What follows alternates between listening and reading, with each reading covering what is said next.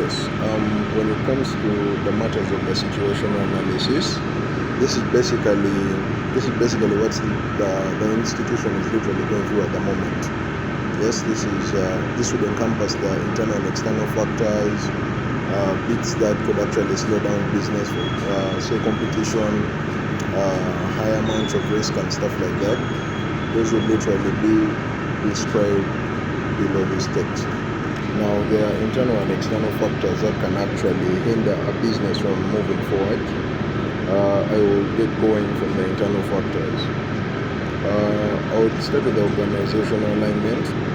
In case, say the company is to have unfocused leaders and whatnot, there will be getting problems that are actually rising from within the institution.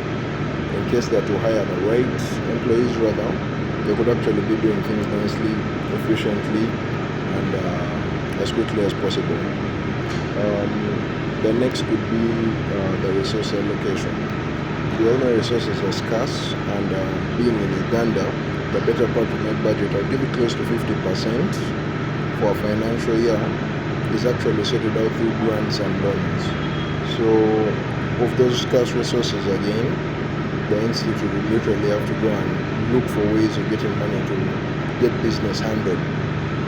Yes, and on this same note, most businesses in the country suffer because number one, they do not understand basic financials, and at the same time they have basic issues to do with corruption, integrity, and the like. It's a trouble that has really bothered Uganda for a bit, but thankfully as time goes by, we hope for better. For the external factors, we go with the economic conditions. Now, this example I give off at the start of the Russian war. Russia provides quite an amount of fuel and gas that is utilized by persons, I would say, over the entire globe. And them getting into war with Ukraine had them suffer with supplies because they were focused on other things. And then this led to a chain reaction that continued towards the basic globe. Now in Uganda here, fuel had actually risen up to a point of say roughly 6,000 per liter. In comparison to other economies, that's not exactly high, but the major population of Ugandans are youth, and it just keeps on getting worse because the individuals will be fighting for their families, survival and whatnot, battling inflation and high prices because of very high charges put up by the fuel dealers in the country. I'm certain that this situation is actually handled globally, but because Ugandans like to make a little bit of extra money, they drop the prices to 5,500, which is a major slap to business because that lifts the price of everything else. Goods move from point A to point B using fuel, either of trucks or planes or whatever, and in the event that the fuel is actually expensive, the people will have some trouble with actually purchasing basic needs and the like because prices will shoot. The next is community support. Actually, to speak more about the economic conditions, in case an economy is thriving, business is actually boosted in the area. In case an economy is suffering, business actually suffers as well. Now, the best way to actually put this would be to compare Syria and Switzerland. The two are actually very different areas, one overly torn by war and the other fairly organized via its politics and the like. In case the conditions are conducive, business thrives. In case they are not, the latter happens. The other bit would be community support from the external factors.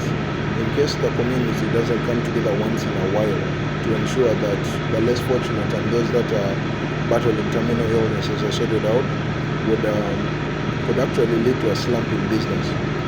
In this situation, when the community is positive and they're actually supporting and offering positive advice, giving people basic needs for survival, it fosters business development that literally pushes the individuals who are dealing in non-profits to actually move from point A to B. Yes, that is basically it. From then on, I went down to describe the 5 C's. which basically accompany customer, challenge competitors and collaborators. When it comes to the company, it being run by the government has easy access to resources, and at any one point in time, in case they need, they could easily get facilities put up. When it comes to the customers, this location of the institute here in Hulu is actually conducive for the people of the actually sub-region.